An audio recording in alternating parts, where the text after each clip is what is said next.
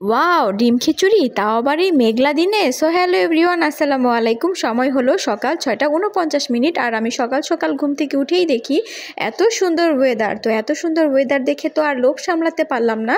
মনে হচ্ছে আজকে রুটি বানাবো না, তো আজকে ডিরেক্ট খিচুড়ি রান্না করব।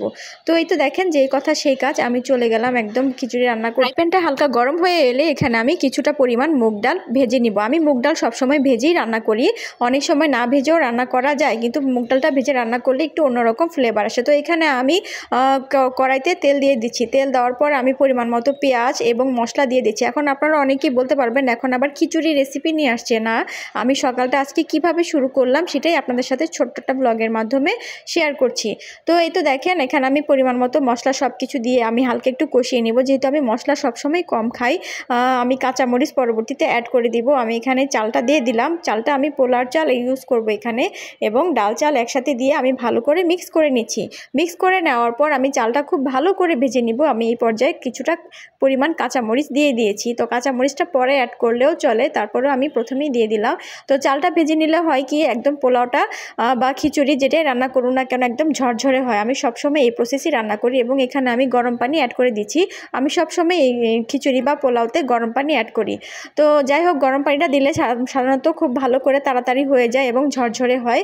এখন এখানে কিছুটা পরিমাণ পানি আরও লাগবে, তো গরম পানি আরও পরবর্তীতে অ্যাড করে দিয়েছি। তো এখন দেখুন ফাইনাল লুকস কতটা সুন্দর হয়েছে। আমি এখানে ঘি দিয়ে দিচ্ছি। ঘি না হলে কি হয় বলেন, ঘি কিন্তু সকল খাবারের স্বাদ দ্বিগুণ পরিমাণে বাড়িয়ে তোলে।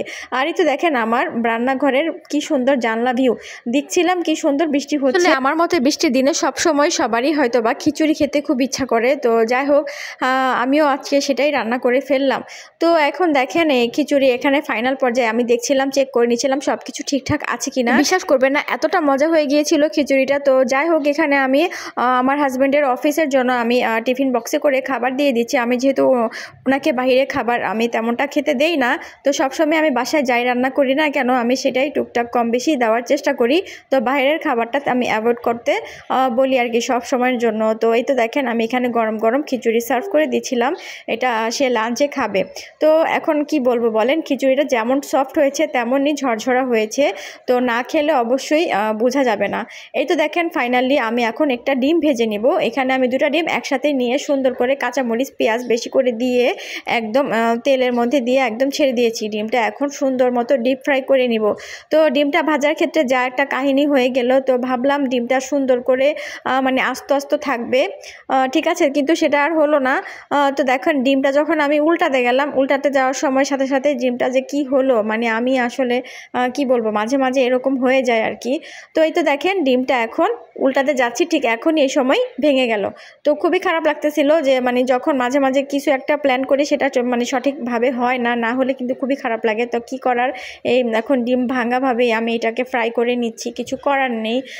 তো এই তো দেখেন এই ডিমটা যদি ডিপ ফ্রাই করা হয় তাহলে কিন্তু আরও মজা লাগে। আর আমার ডিম কিন্তু ডিপ ফ্রাই সবসময় খিচুড়ির সাথে খুবই ভালো লাগে। আর খিচুড়ির সাথে যদি আচার থাকে তাহলে তো কোনো কথাই নাই।